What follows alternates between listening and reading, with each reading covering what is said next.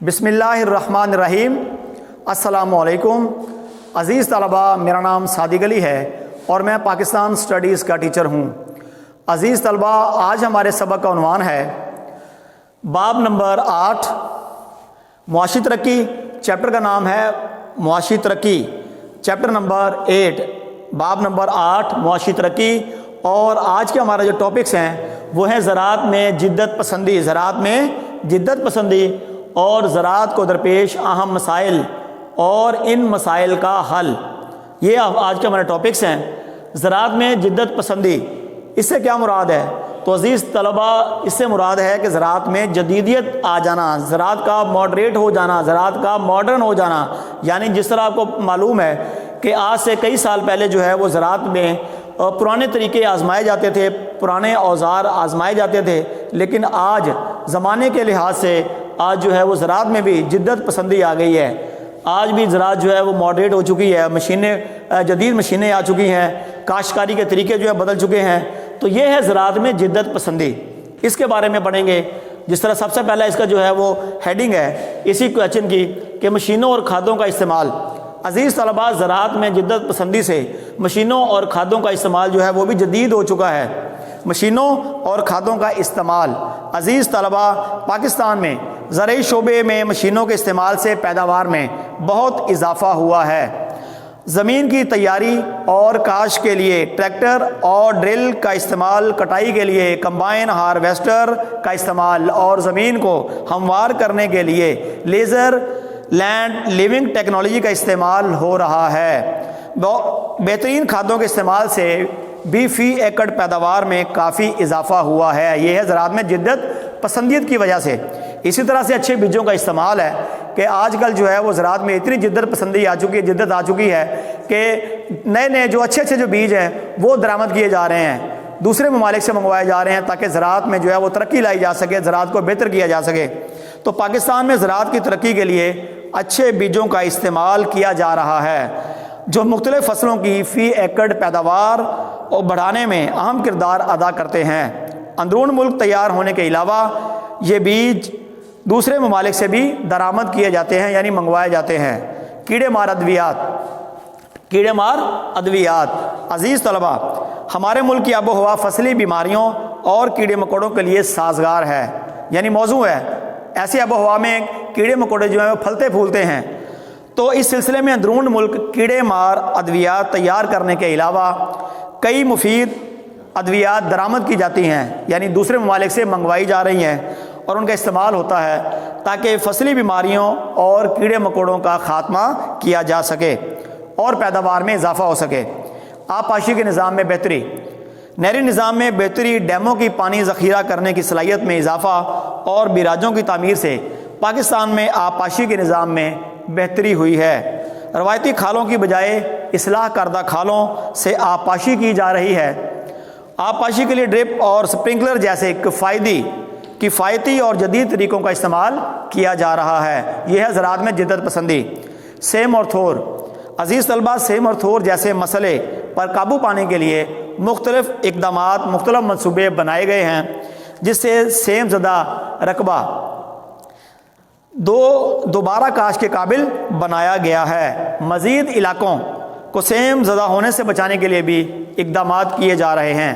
نئی سڑکیں، عزیز طلباء، کاشتکاروں کو اپنی اجناس منڈیوں تک لانے میں دشواری کا سامنا کرنا پڑتا ہے۔ اس سلسلے میں بعض دور دراز علاقوں میں نئی سڑکیں بھی بنائی گئی ہیں۔ اور آج کا ہمارا دوسرا ٹاپک ہے زراعت کو درپیش اہم مسائل۔ عزیز طلباء، یہ تھا زراعت میں جدت پسندی، اور دوسرا ٹاپک ہے زراعت کو درپیش اہم مسائل کہ اب ہماری زراعت کے شعبے میں جو مسائل درپیش ہیں وہ مسائل کون سے ہیں، ان کو ہائی لائٹ کرنا ہے اور وہ کس طرح سے ختم کیے جا سکتے ہیں، ان کے لیے اقدامات۔ تو عزیز طلباء، سب سے پہلے زراعت کو درپیش اہم مسائل وہ کون سے ہیں؟ تو ہماری زراعت کو درپیش اہم مسائل جو ہیں، یہ آپ کا لانگ کویشچن بھی ایکسرسائز کا، اور کون سے ہیں وہ؟ عزیز طلباء، وہ ہے زرعی مداخلات کی کمی۔ دوسرے نمبر پر ہے قابل کاشت رقبے کا غیر معیاری استعمال۔ نمبر 3 پہ قدرتی آفات، سیلاب، زلزلے، آندھیاں وغیرہ۔ نمبر 4 ناکافی ذرائع آبپاشی۔ نمبر 5 جدید طریقہ کار پر توجہ نہ دینا۔ نمبر 6 زرعی قرضوں کی عدم دستیابی۔ نمبر 7 سیم اور تھور۔ نمبر 8 پر ہے اچھے ذرائع نقل و حمل کی کمی، نمبر 9 فصلوں کی بیماریاں، نمبر 10 کسانوں کی پسماندگی، اور 11 ہے زرعی پیداوار کی قیمتیں۔ یہ ہیں عزیز طلبہ ہماری زراعت کو درپیش اہم مسائل۔ تو سب سے پہلا ہے زرعی مداخلات کی کمی۔ زرعی شعبے میں ہمارا کسان پسماندگی کا شکار ہے، اس کی مالی حالت بہت خراب ہے۔ وہ انسان جو دوسروں کے لیے خوراک فراہم کرتا ہے اسے 2 وقت کی روٹی میسر نہیں ہے۔ اچھے بیج، کیمیائی کھادیں، کیڑے مار ادویات، ٹریکٹر، تھریشر، ہارویسٹر اور آبپاشی کے جدید ذرائع جیسے مداخلات کی فراہمی اور ان کا استعمال ایک اوسط درجے کے کسان کے لیے بہت مشکل ہے۔ یہ بھی ہمارا سب سے پہلا مسئلہ ہے کسان کے لیے زرعی مداخلات کی کمی، جو کہ زراعت کو درپیش مسئلوں میں سے ایک پہلا مسئلہ ہے۔ نمبر 2 پہ قابل کاشت رقبے کا غیر معیاری استعمال۔ عزیز طلبہ پاکستان میں لاکھوں ایکڑ اراضی کو استعمال میں لانے کے لیے کوئی منصوبہ بندی نہیں۔ سرمایہ کی کمی اور آبپاشی کی ناکافی سہولتوں کی وجہ سے قابل کاشت رقبے کا بہت کم حصہ استعمال ہوتا ہے۔ ہر سال زمین کی زرخیزی بحال رکھنے کے لیے زمین کا ایک بڑا حصہ خالی چھوڑ دیا جاتا ہے۔ نمبر 3 پر ہے قدرتی آفات۔ ملک میں سیلاب، زلزلے، آندھیاں اور خشک سالی وغیرہ جیسی قدرتی آفات کسان کے لیے پریشان کن ہیں۔ ان سے فصلوں کو شدید نقصان پہنچتا ہے۔ اور چوتھے نمبر پر ہے ناکافی ذرائع آبپاشی۔ ناکافی ذرائع آبپاشی جو ہے یہ بھی ہماری زراعت کو درپیش مسئلوں میں سے ایک اہم مسئلہ ہے۔ عزیز طلبہ پاکستان کے نہری نظام کے باوجود ہمارے آبپاشی کے ذرائع ناکافی ہیں۔ حالانکہ پاکستان کا جو آبپاشی کا نظام ہے نہروں کا، وہ دنیا کا بہت بڑا اور منظم اور مربوط نہری نظام ہے، لیکن اس کے باوجود بھی آبپاشی کے ذرائع ناکافی ہیں۔ کس کھالوں اور کھیتوں میں پانی ضائع ہو جاتا ہے، دریاؤں کا بہت سا پانی سمندر کی نظر ہو جاتا ہے اور اسے ذخیرہ کرنے کا کوئی خاطر خواہ انتظام نہیں، یعنی ڈیم نہیں ہے کہ اس پر جو ہے وہ سٹور کر دیا جائے پانی کو۔ ضرورت سے زیادہ بجلی کی لوڈ شیڈنگ سے ٹیوب ویل سے پانی حاصل کرنا مشکل ہو جاتا ہے، جس سے فصلیں متاثر ہوتی ہیں۔ جدید طریقہ کار پر توجہ نہ دینا۔ ہمارے ملک میں فصلوں کے نئے بیج، کیمیائی کھادوں اور زرعی مشینری کے استعمال کا رجحان کم ہے۔ زرعی زمینوں پر زیادہ سے زیادہ فصلیں کاشت کرنے کی طرف کم توجہ دی جاتی ہے۔ زرعی قرضوں کی عدم دستیابی۔ زرعی قرضہ دینے والے اداروں کی کمی کے باعث کسان یہ قرضے عام طور پر آڑھتیوں اور ساہوکاروں سے لیتے ہیں، یعنی بینک سے ان کو آسان شرائط پر جو ہے وہ قرض حاصل نہیں ہوتا، اس لیے وہ آڑھتیوں اور ساہوکاروں سے، منڈیوں سے پھر جو ہے آڑھتیوں سے جو ہے وہ قرضہ لیتے ہیں، جن کی شرح سود بہت زیادہ ہوتی ہے اور وہ کسانوں کا استحصال کرتے ہیں، جن سے غریب کسان جو ہے، عام متوسط طبقے کا کسان جو ہے وہ بیچارہ پریشان رہتا ہے۔ تو یہ بھی ایک اہم مسئلہ ہے۔ سیم اور تھور۔ عزیز طلبہ ہماری زرعی زمین کا بہت بڑا حصہ سیم اور تھور کی وجہ سے قابل کاشت نہیں رہا۔ اس کے علاوہ ہر سال بہت سی زمین کٹاؤ کا شکار ہو رہی ہے، جس سے زرخیز رقبہ کم ہو رہا ہے۔ اچھے ذرائع نقل و حمل کی کمی، یہ بھی ہماری زراعت کے مسائل میں سے ایک اہم مسئلہ ہے کہ ہمارے ملک میں دیہاتوں سے منڈیوں تک زرعی اجناس غیر ترقی یافتہ ذرائع آمد و رفت کی وجہ سے پہنچانا بہت مشکل ہے۔ کسانوں کے لیے منڈیوں تک رسائی نہ ہونے کی وجہ سے آڑھتی ان کو مناسب معاوضہ نہیں دیتے، جس سے ان کی مالی حالت بھی کمزور رہتی ہے۔ فصلوں کی بیماریاں۔ فصلوں کی بیماریوں سے پودے کمزور یا تباہ ہو جاتے ہیں۔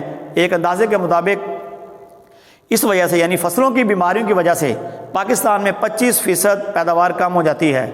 عزیز طلبہ کسانوں کی پسماندگی، یہ بھی ایک اہم مسئلہ ہے۔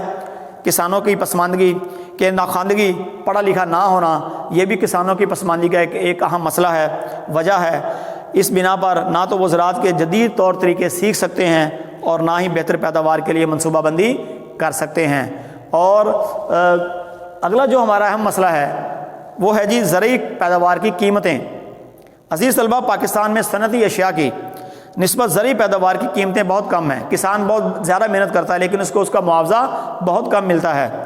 کسان کاشتکاری کی بجائے دیگر ملازمتوں اور کاروبار کو ترجیح دیتے ہیں، جس سے زراعت متاثر ہو رہی ہے۔ عزیز طلبہ یہ تھے ہمارے زراعت کو درپیش مسائل۔